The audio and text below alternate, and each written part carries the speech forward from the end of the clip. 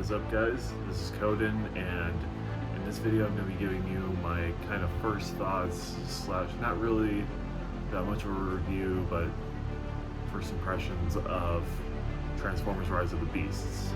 Before that, I do just kind of want to just give you my background on Transformers, like the movie franchise.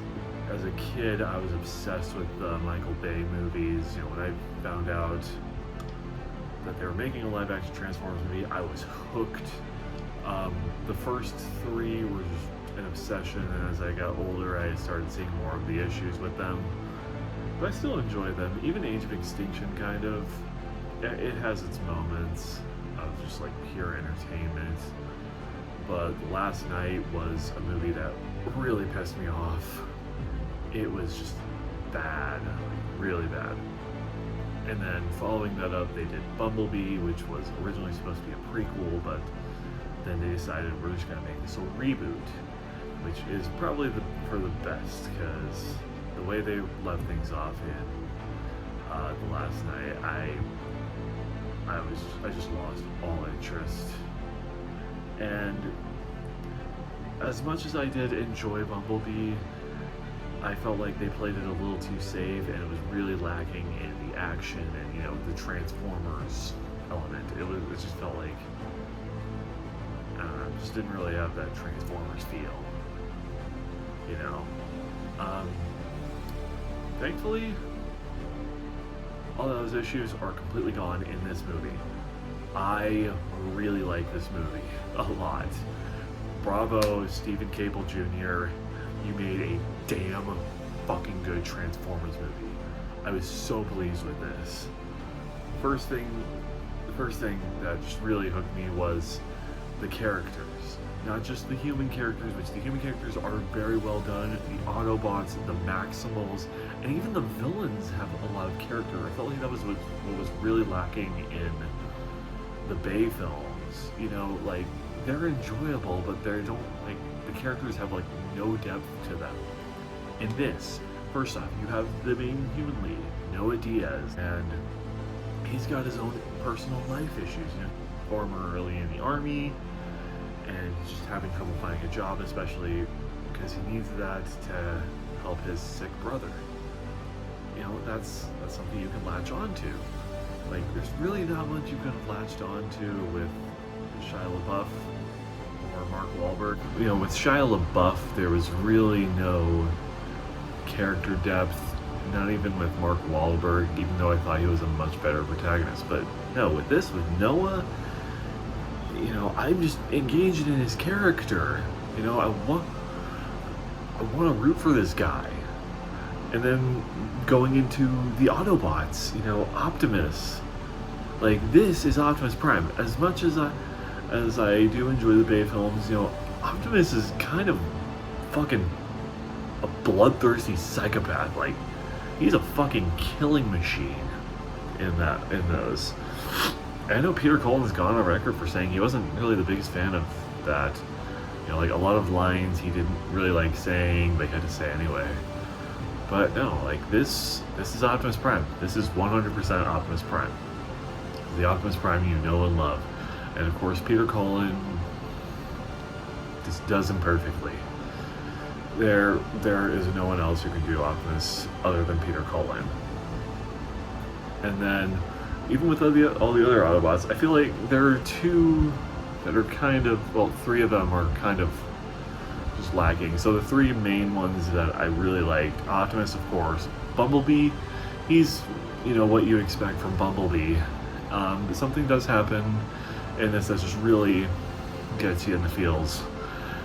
And then there's Mirage. This was a big surprise for me.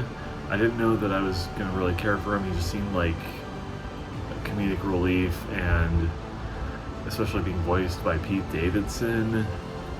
No offense to Pete Davidson. He seems like a really funny guy and seems like a cool guy, but I don't know. I just wasn't really picturing him as an Autobot. But no, while he is the comedic relief, he's got his own, like, character depth. You know, he cares about Noah, and he makes a promise to his little brother to be like, I'm gonna protect him.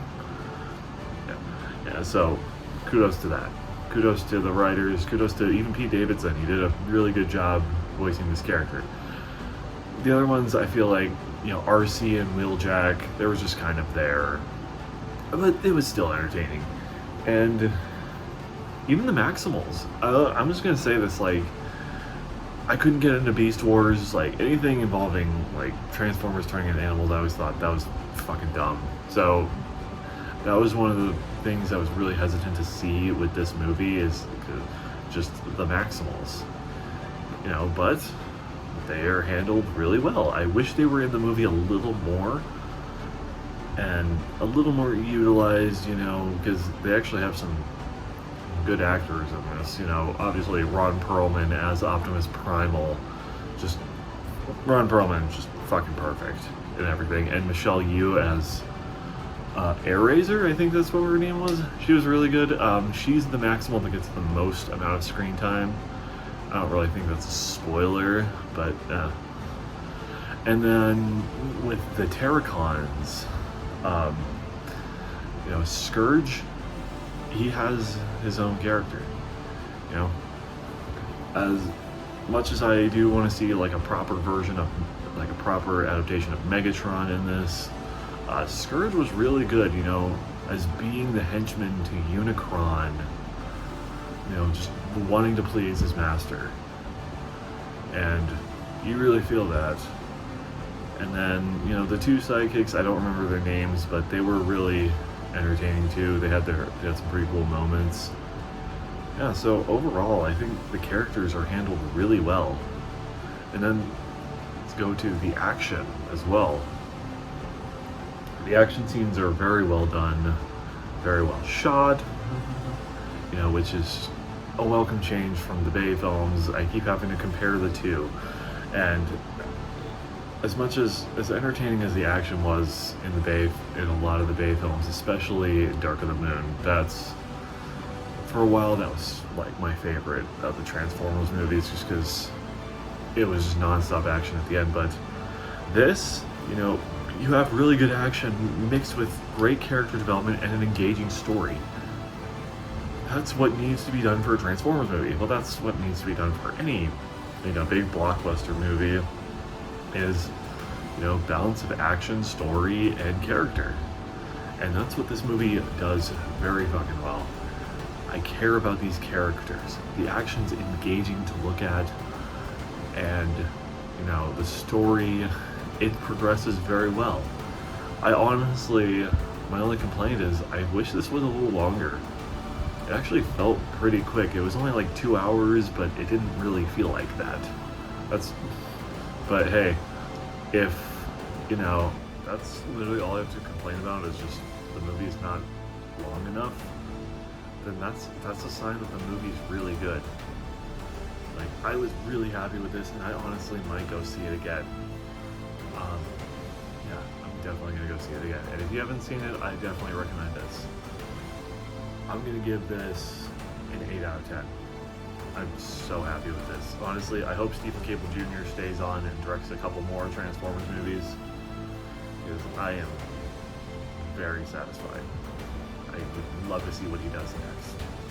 That said, that's all I have to say about Transformers Rise of the Beasts, so see ya.